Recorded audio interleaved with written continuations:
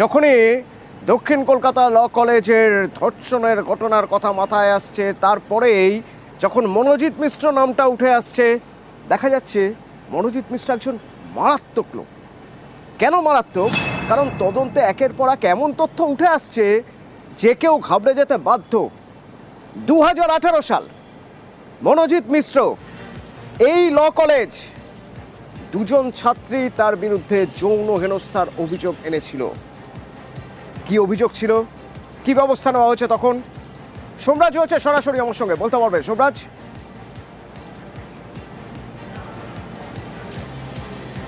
দেখো, 2018 সালের মার্চ মাসে কলেজের অর্থাৎ সাউথ ক্যালকাটা ল কলেজের প্রথম বর্ষের দুই ছাত্রী এই মনোজিৎ মিশ্র এবং তার সঙ্গপাঙ্গদের বিরুদ্ধে যৌন হেনস্থার অভিযোগ এনেছিলেন।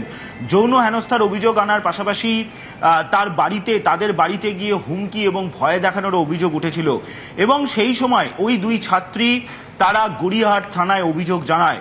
গড়িয়াহাট থানার কাছে অভিযোগ জানানোর পর তারা গোপন জবানবন্দিও দেয় ম্যাজিস্ট্রেটের কাছে।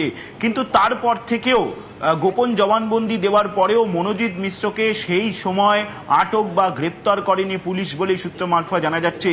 সেই অভিযোগপত্রের কপি আমাদের হাতে এসে পৌঁছেছে 2018 সালের মার্চ মাসে দুই ছাত্রী যে অভিযোগপত্র লিখেছিলেন গড়িয়াহাট থানার পাশাপাশি কলেজ কর্তৃপক্ষের কাছেও। গড়িয়াহাট থানায় অফিসার ইনচার্জের কাছে 2018 সালের মার্চ মাসে যে অভিযোগপত্র দুই ছাত্রীর লেখা, সেখানে স্পষ্ট বলা হচ্ছে যে কিভাবে মনোজিৎ মিশ্র এবং তার সঙ্গীরা এই দুই ছাত্রীকে যৌন হেনস্থা এবং তার সঙ্গে ভয় দেখাতেন কলেজ ক্যাম্পাসে, কলেজের বাইরে, এমনকি বাড়ি পর্যন্ত। সেই ঘটনার পর দুই ছাত্রী রীতিগত আতঙ্কগ্রস্ত হয়ে পড়েছিল, থানার দ্বারস্থ হয়েছিল, কলেজের দ্বারস্থ হয়েছিল, কিন্তু তারপর কোনো পদক্ষেপ নেওয়া হয়নি এই মনোজিৎ মিশ্রের বিরুদ্ধে। শুধু তাই নয়, এবারে যেটা তথ্য উঠে আসছে, এই যে অভিযোগ জমা পড়েছিল কলেজের কাছে এবং এই দুই ছাত্রী তারা তৃণমূল ছাত্র পরিষদের নেতৃত্বের কাছেও যায়, তারপর তৎকালীন টিএমসিপির রাজ্য সভাপতি জয়া দত্ত তিনি তখন মনোজিৎ মিশ্রকে স্পষ্ট বলে দেন যে তার সঙ্গে তৃণমূল ছাত্র পরিষদের কোনো সম্পর্ক নেই এবং তিনি যেন কলেজে না ঢোকেন। আর আমার সাথে কিছুক্ষণ আগে টিএমসিপির তৎকালীন রাজ্য সভাপতি জয়া দত্তের কথা হয়েছে, তিনিও জানাচ্ছেন যে তার কাছে নির্দিষ্ট কিছু অভিযোগ এসেছিল। সেই কারণেই মনোজিৎ মিশ্রকে সেই সময় তিনি জানিয়ে দিয়েছিলেন যে তিনি যেন কলেজ ক্যাম্পাসে না ঢোকেন এবং তার সঙ্গে তিনি এটাও বলে দিয়েছিলেন যে তার সঙ্গে তৃণমূল ছাত্র পরিষদের কোনো সম্পর্ক নেই। এই অবস্থান, টিএমসিপির এই অবস্থান কেন জানানো হয়েছিল, তার কারণ হচ্ছে এই অভিযোগ।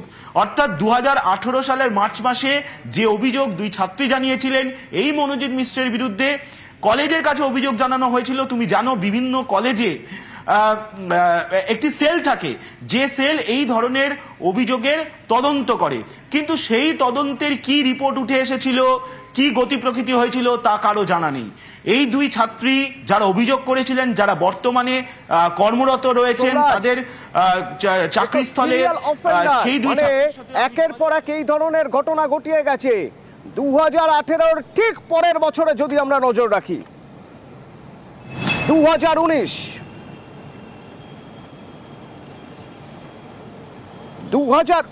সালে মনোজিৎ মিশ্রর বিরুদ্ধে শ্লীলতাহানির অভিযোগ সেই ক্যাম্পাসেই। 2018-র পর এবার 2019, মনোজিতের বিরুদ্ধে শ্লীলতাহানির অভিযোগ, এফআইআর। কিন্তু তারপরেও বেয়াদপি, দাপাদাপি থামেনি মনোজিতের। এই দেখুন, এই যে এফআইআর কপি, 2019 সালে মনোজিতের বিরুদ্ধে শ্লীলতাহানির অভিযোগ করে দায়ের হওয়া এফআইআর এর কপি আমাদের কাছে।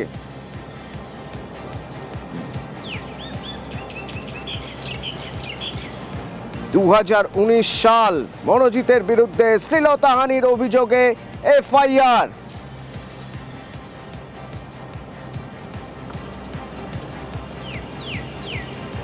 মনোজিতের কুকীর্তির কথা নিউজ 18 বাংলাকে জানিয়েছেন তার এক সময়ের সহপাঠী, দক্ষিণ কলকাতার ওই ল কলেজের তার এক সময়ের সহপাঠী তিতাস মান্না।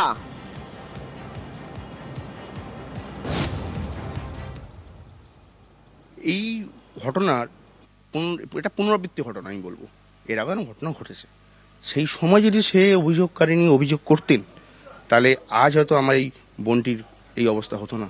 17 থেকে 22 হচ্ছে টেনিয়র ছিল পড়াশোনার, 17 থেকে 18 কলেজে ছিল। ওই যে 1 বছর ছিল, 1 বছরের মধ্যেই কলেজে আজ যে ঘটনাটি ঘটেছে সেরকমই প্রায় মানে অত্যন্ত নিন্দনীয় না হলেও ওরকম ধরনের অসভ্য ঘটনা কলেজের মধ্যে বিগত দিনে ঘটতেছিল। এবং তারপরে 19 সালে এফআইআর রয়েছে, 22 সালে এফআইআর রয়েছে মলেস্টেশনের ওপর। দাঁড়ান, এখানেই শেষ নয়। 2018 দুই ছাত্রী যৌন হেনস্থার অভিযোগ আনে, 2019 শ্লীলতাহানির অভিযোগে এফআইআর, এরপর 2022 সেই কলেজ ক্যাম্পাসে শ্লীলতাহানির অভিযোগ মনোজিৎ মিশ্রের বিরুদ্ধে থানায় এফআইআর করেন ল কলেজের ছাত্রী। এই দেখুন 2022 সালে মনোজিতের বিরুদ্ধে শ্লীলতাহানির অভিযোগে দায়ের হওয়া এফআইআর এর কপি। মনোজিৎ, তার বিরুদ্ধে এফআইআর 2, 2022 সালে এফআইআর শ্লীলতাহানির অভিযোগে।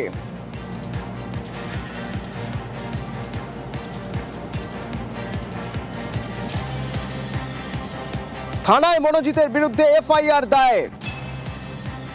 কলেজ কর্তৃপক্ষকে লিখিত অভিযোগ ইউনিট প্রেসিডেন্টের।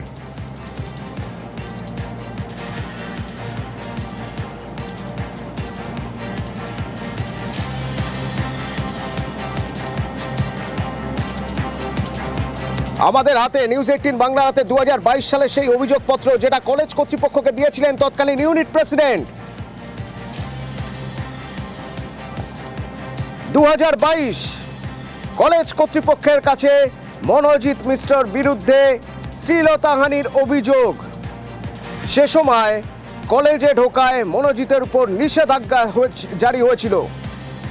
কিন্তু এরপর 2023 সালে ইউনিট প্রেসিডেন্ট পাস আউট হতেই নাকি হেড কলেজে মনোজিতের এন্ট্রি, দাপাদাপি, বেয়াদপি।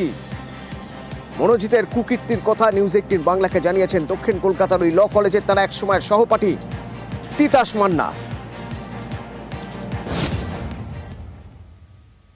2022 সালে যখন একটি মেয়ের সাথে শ্লীলতাহানির ঘটনা ঘটে তখন থানায় এফআইআর মেয়েটি করে, এবং তখন আমার যে ইউনিট প্রেসিডেন্ট ছিলেন ওই কলেজের, ওই unit president already written complain college অথরিটিকে দিয়েছিল যে এরকম কলেজের একটি মেয়ের সাথে ঘটনা মনোজিৎ মিশ্র ঘটেছে, এই তার এফআইআর নামে, এই তার এফআইআর ডিটেলস, আপনারা এটা দেখবেন বা একটা স্টেপ নেওয়ার জন্য বলা হয়েছিল। সেই সময় কলেজ কর্তৃপক্ষ যে গভর্নিং বডি মিটিং ডাকে ওকে কলেজে ঢুকতে বারণ করা হয়, ও তারপর তো কলেজে আসতে পারতো না। কিন্তু 2023 সালে যেই আমার ইউনিটের যে প্রেসিডেন্ট সে পাস আউট করে বেরিয়ে আসেন, তারপরে কলেজে ওকে আটকানো কেউ ছিল না। কারণ আজকে যারা নতুন ফার্স্ট ইয়ার সেকেন্ড ইয়ার ছেলেমেয়েরা তাদের কাছে পেশি যখন ল পড়তে এসছে, তারা এখানে মারধর খেতে বা মারধর করতে আসেনি, তাদের পক্ষে পেশি শক্তির সাথে লড়াই করা সম্ভব নয়। এ তো গেল যৌন হেনস্থা শ্লীলতাহানির অভিযোগ। দাঁড়ান, এর সঙ্গে আরো আছে 2016 সাল বহিরাগত নিয়ে এসে নিজের কলেজেই ভাঙচুরের অভিযোগ, ভুয়ো মামলায় 2 পড়ুয়াকে ফাঁসানোর অভিযোগ। কসবা, গড়িয়াহাট, কালীঘাট থানা বহু অভিযোগ রয়েছে মনোজিতের নামে। মনোজিতের এমনই সব কুকীর্তির কথা আমাদের জানালেন দক্ষিণ কলকাতার ওই ল কলেজের তার সহপাঠী তিতাস মান্না।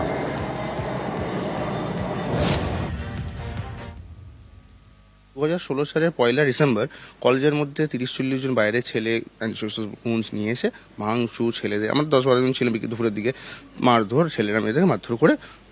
এবং সেই কেসে কেস এবং কাউন্টার কেস দুটোই হয়, পরবর্তী দুটো কেসই উইথড্র হয়ে কোনো না কোনো কারণে। 2022 সালে একটি কলেজে জুনিয়র ছেলে মাথা ফাটিয়ে দিয়েছিল, সেটাও একটা এফআইআর রয়েছে তার নামে।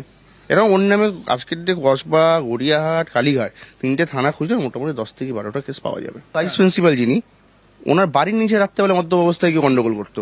ম্যাডাম আমাদের ফোন করে বলতো যে মনোজিৎ এরকম করছে। নয় না ম্যাম, কলেজের বাইরে, কলেজে আমাদের পুরনো বিল্ডিং ছিল, ওখানে যে পিজি আছে, যেখানে মেয়েরা থাকতেন, যে ছেলেরা থাকতেন, তাদের পিজি নিচে গিয়ে অসভ্যতামি করতো। রাস্তাঘাটে ছেলে দেখতে পেয়ে তাদের মারধর করতো। এমনও করেছিল নিজের মাথা ফাটিয়ে হসপিটালে ভর্তি হয়ে বলে এই 2টো ছেলে ওর মাথা ফাটিয়েছে, কিন্তু সেই 2টো ছেলে সেদিন এখানে ছিলই না। আজকে সেই 2টো ছেলেকে বিনা কারণে ওর প্রতিবাদ করাতে তাদেরকে নিজেদের কেরিয়ার ছেড়ে কোর্টে গিয়ে কেসে হাজিরা দিতে হচ্ছে। তিতাস মান্না একসময় মনোজিতের সহপাঠী, ল কলেজে একসঙ্গে পড়তেন তারা। সেই তিতাস মান্না নিউজ 18 বাংলাকে বলছেন যে ছবি দেখিয়ে নেতাগিরি করত মনোজিৎ। কি ছবি? না, নেতাদের সঙ্গে তার ছবি তোলা আছে, সেই সব ছবি দেখিয়ে মাসেল পাওয়ার বোঝানোর চেষ্টা করত। বারবার সতর্ক করা হয়েছে, কিন্তু মনোজিতের বেয়াদপি থামেনি।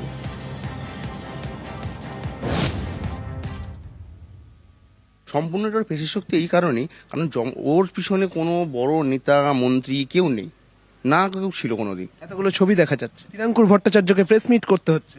এক্স্যাক্টলি, কারণ খালি ছবি, শুধুমাত্র ছবি রয়েছে বলে।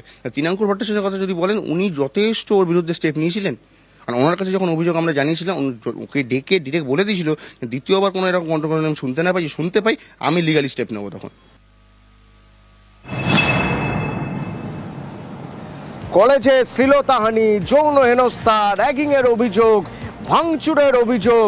আবার 2022 সালে নিজেকে ইউনিট প্রেসিডেন্ট, কলেজের ইউনিট প্রেসিডেন্ট হিসেবে পরিচয় দিতে শুরু করলো মনোজিৎ।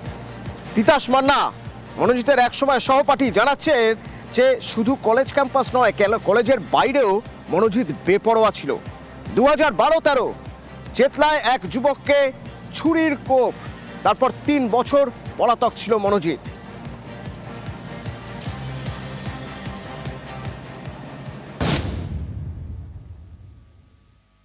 দু 2012 থেকে 13 কলেজে ছিল। তারপরে ও কালীঘাটে চেতলা ব্রিজে একটা ক্যাটারিং এর ছেলের খাবার নিয়ে রাত্রেবেলা ফিরছিল মদ্যপ অবস্থায়, তাদেরকে স্ট্যাবিং করে, এবং স্ট্যাবিং করার সেটা একটা কালীঘাটের কেস রেজিস্টার্ড হয়, এবং সেই সময় 3 বছর মতো ও পলাতক ছিল। কারণ মনোজিৎ মিশ্রর বিরুদ্ধে সব সামনে আসছে না কেন মানুষ, তার অনেক কারণ আছে।